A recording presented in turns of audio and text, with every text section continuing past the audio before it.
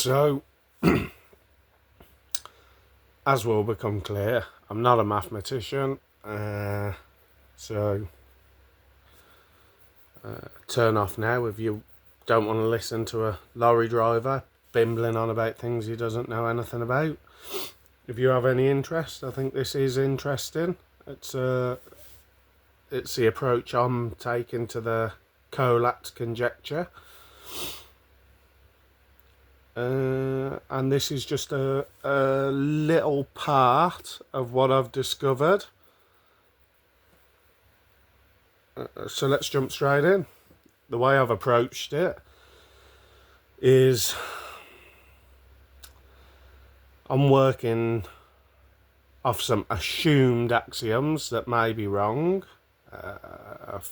First one being that take any number, if you take any even number, if you double it or divide it by 2,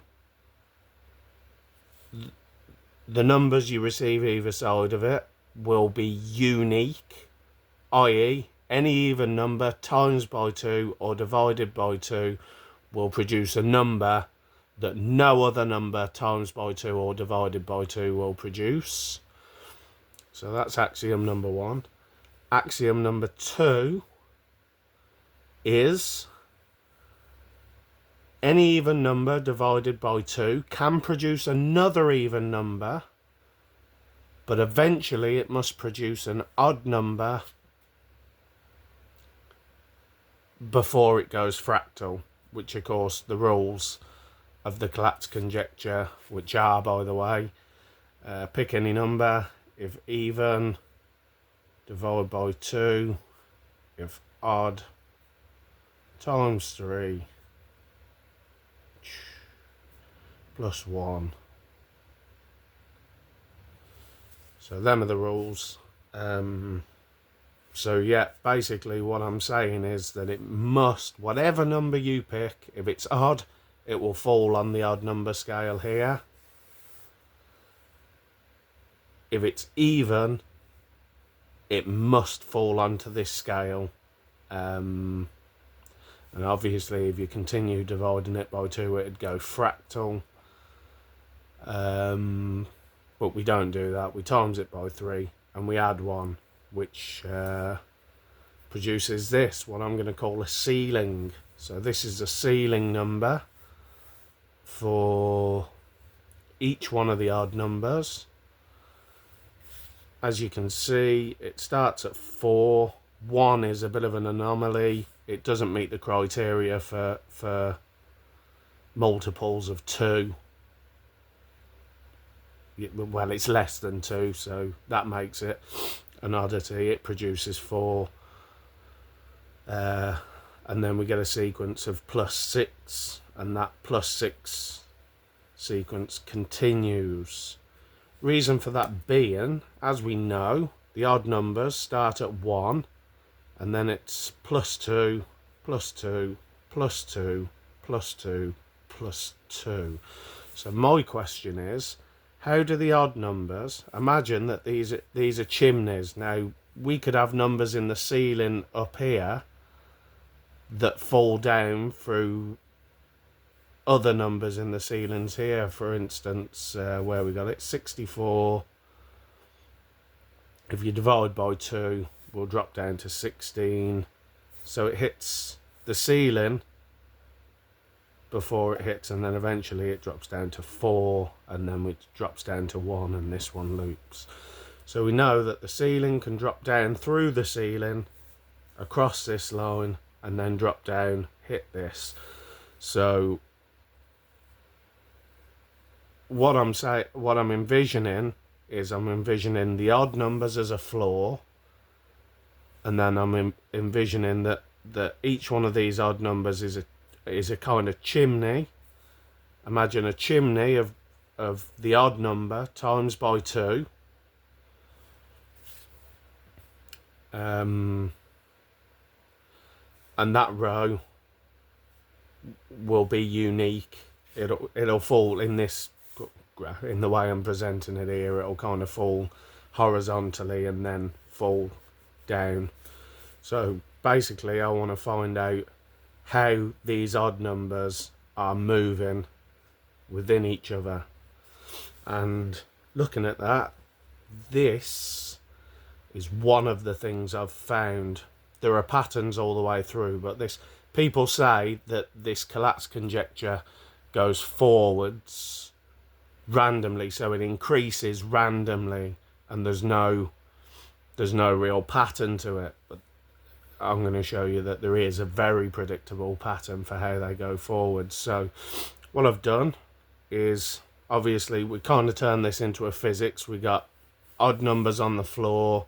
The odd numbers are the quantitative numbers, which will apply the collatz rules. Obviously they'll all be times 3 plus 1. I've also give them a sequential position. So we got chimney number 1, chimney number 2, chimney number 3, chimney number 4, chimney number 5. Basically what I want to do is produce a new set of rules to apply to the sequential position to find out what chimneys bottom out and go to the next chimney. So what this video is about is the ones that go forwards. So we can take these and we can divide them by 2, but what I want to do is come from behind and I want to figure out how many 2s are in each one. So basically 1 times 3 plus 1 equals 4. So we know there are 2 2s in 4. So 2 times 2s.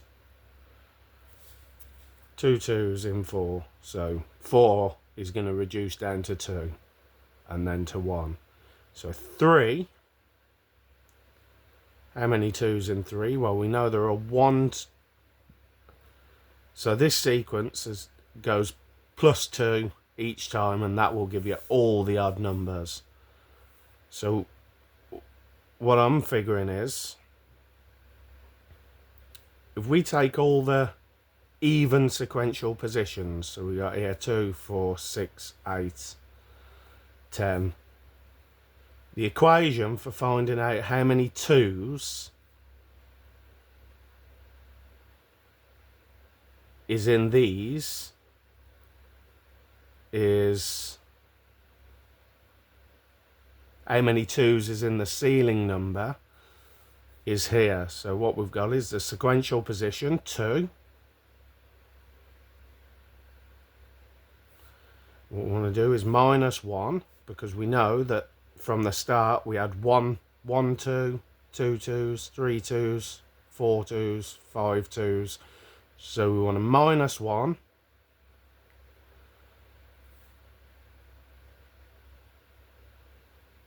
And then we know that we're going to times these by 3, because this is what the rule does here. So however many 2s you have are going to be times by 3.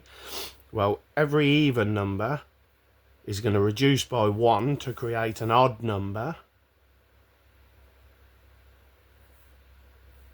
We're then going to times that odd number by 3, and we know that an odd number times by 3 is going to be odd as well.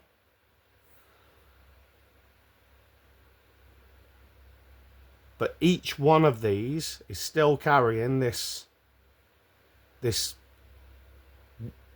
1, which when we times by 3 creates 2 2s. So we'll be sequential position minus 1 times by 3, and then we're going to add the other number of 2s, and that will tell us how many pairs of 2s we have for each position.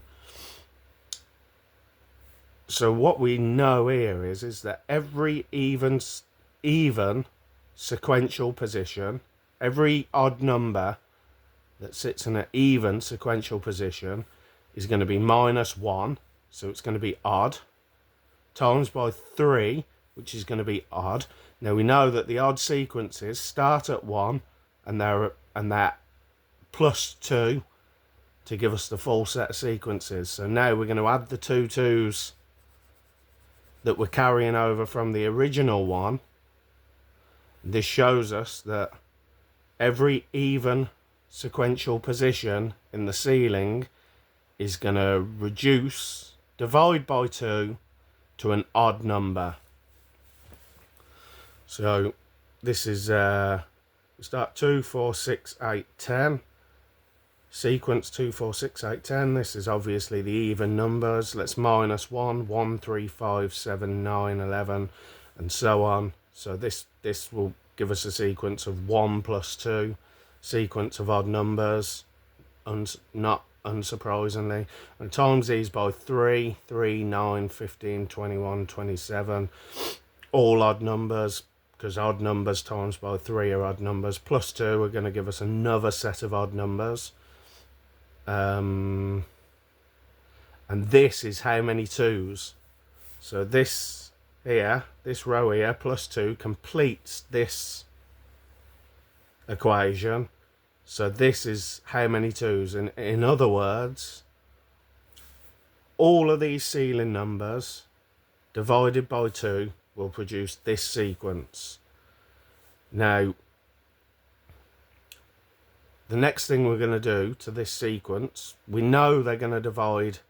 So we know that 50% of odd numbers are going to times by 3 plus 1. Then they're going to divide by 2 and go odd. And then they're going to times 3 plus 1 again. And that will produce an odd. That will produce an even number bigger than the original.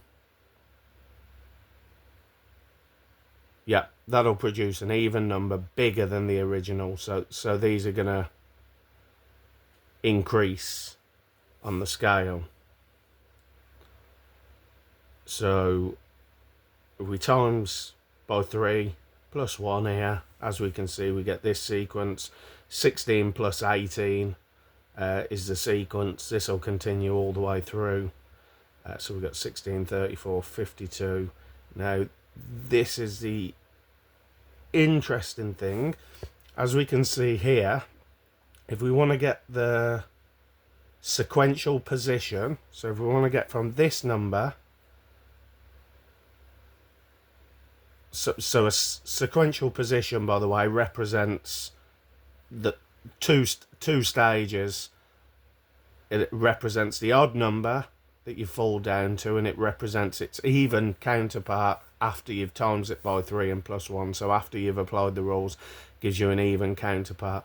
Now you need to take into account both of these under the sequential position, because, as I mentioned earlier, 64 falls down through the ceiling before it goes to the floor.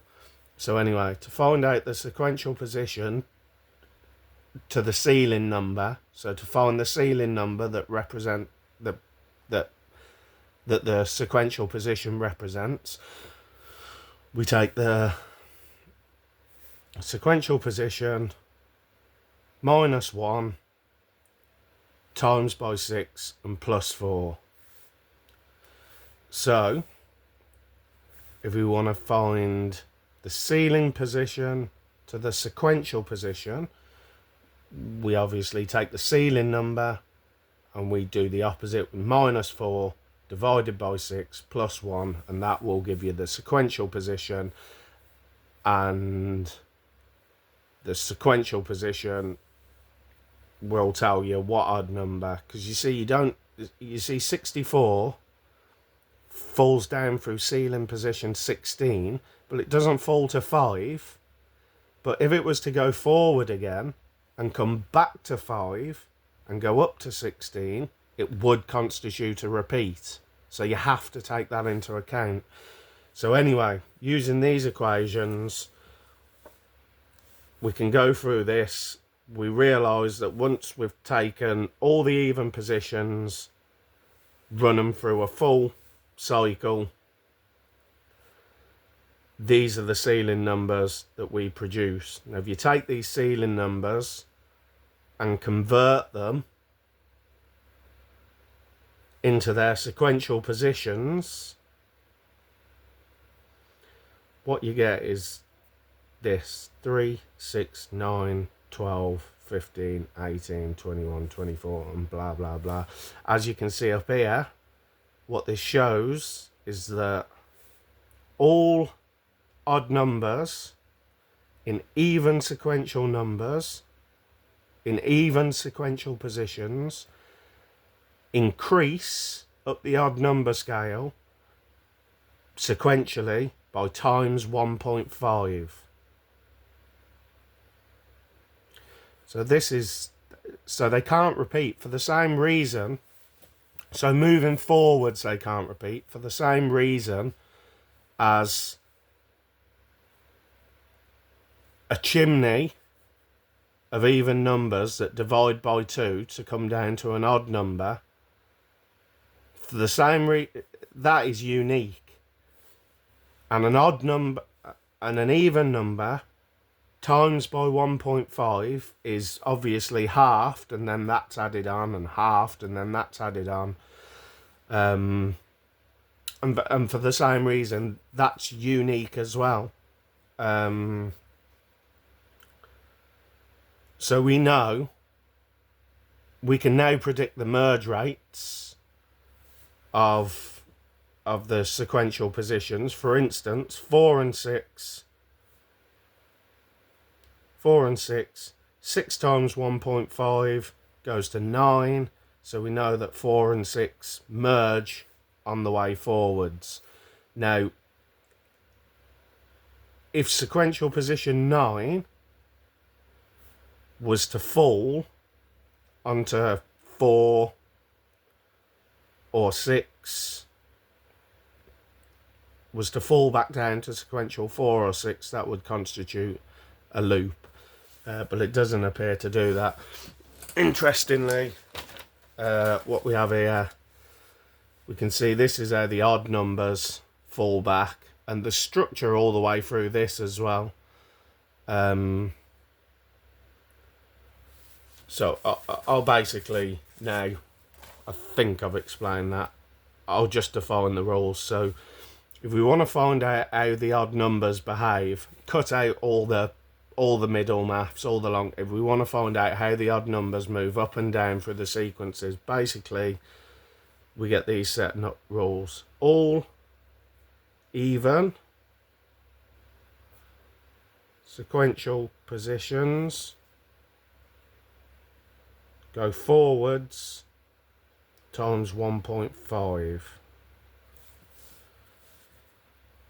Now we know that some of these go on unique paths, some of them merge, like 4 and 6. We know that 4 times 1.5 goes 4, 6, 9.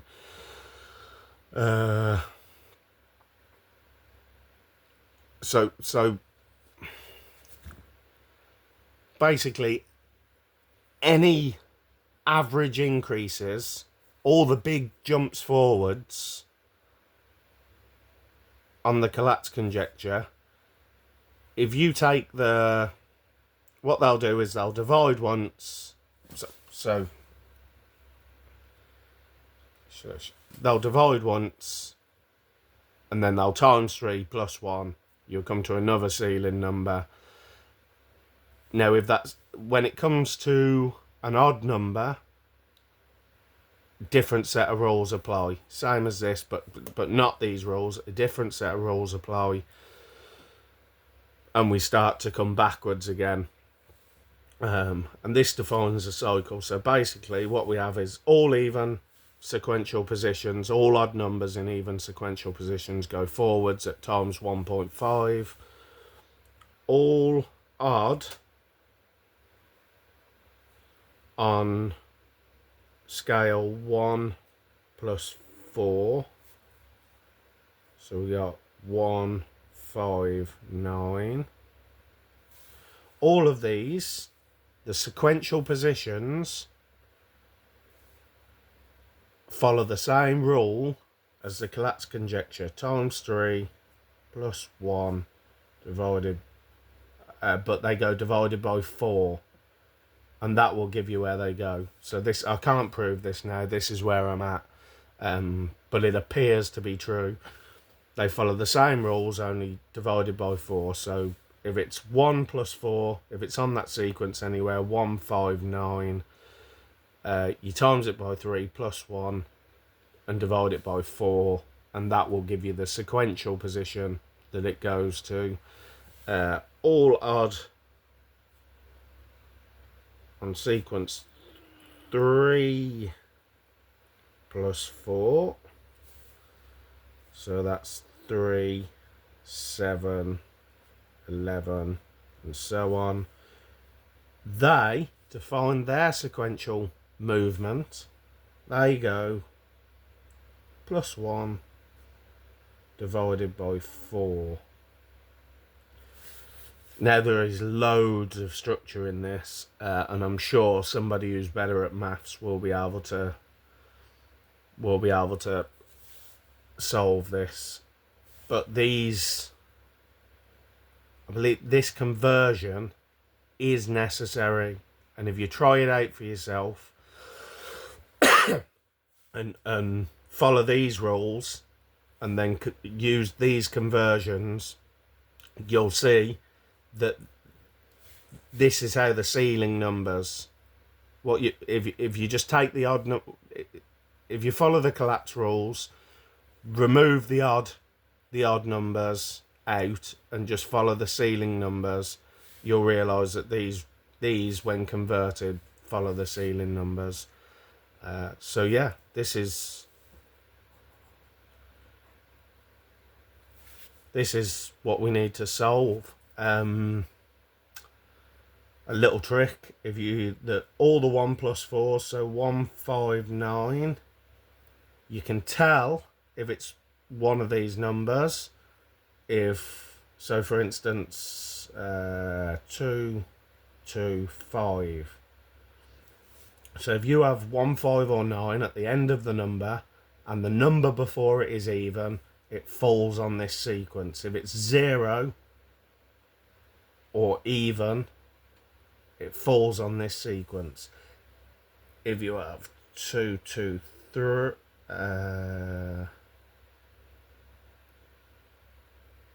2, 1, 3, let's take 2, 1, 3. So if you have 3 or 7 at the end, and the number before it is odd, it also falls on this sequence. And for the 3 plus 4, it's simply, you got 3 and 7. So if you have 2, 2, 7. So if you have 3 or 7 at the end of a number, and the number before it is 0 or even, it falls on this sequence. Or if you have, let's have 2, 1, 5. If you have one of these, 1, 5, or 9 at the end, and the number before it is odd, it also falls on this sequence. So that's how you figure out how to apply the rules. As the numbers get bigger, that's how you figure out how to apply the rules. I mean, there is structure all the way through this. As you come back, you can see when you apply the rules to the odd numbers, you've got this structure starting at position 5, and then every fourth number after position 5 comes backwards on this. Every number on the 1, 5, 9, 13, 7 goes to the same place as the multiples of 3 in the 3 plus 7 sequence. Those places are 50% of them are this sequence that we recognise, 4, 10, 16. Interesting thing about this sequence is it doesn't produce any multiples of 3, and so we know these are the starts of unique sequences. Now these will all go times 1.5 and end up on another multiple of 3, either on this on the 1 plus 4, so you get 9, but as 9 and 27, this numbers times 3 always fall on the 3.7 sequence. So we know 4, 10, 16, 22. These are all the very beginning, if you divide these by 1.5, they'll go fractal. So they're the very beginning of a unique run forwards, i.e. these will all go forwards to different places on the scale. Interestingly, the 2, so you got 2, 5, 8, 11.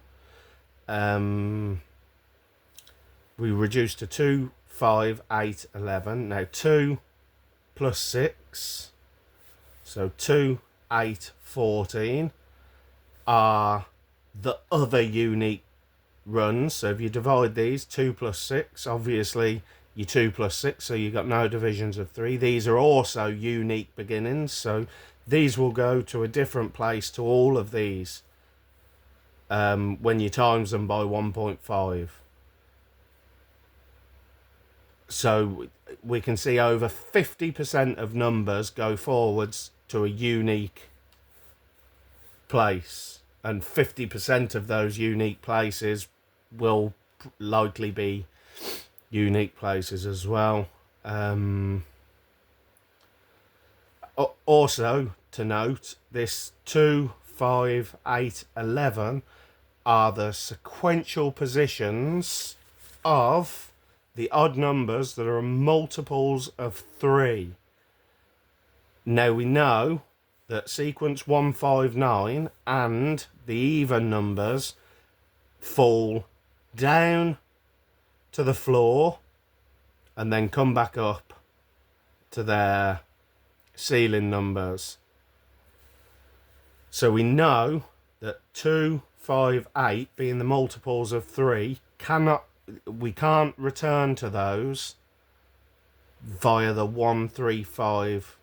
We can't return to those via the 1 plus 4 sequential positions or the even sequential positions, because we already know from this that none of those return to the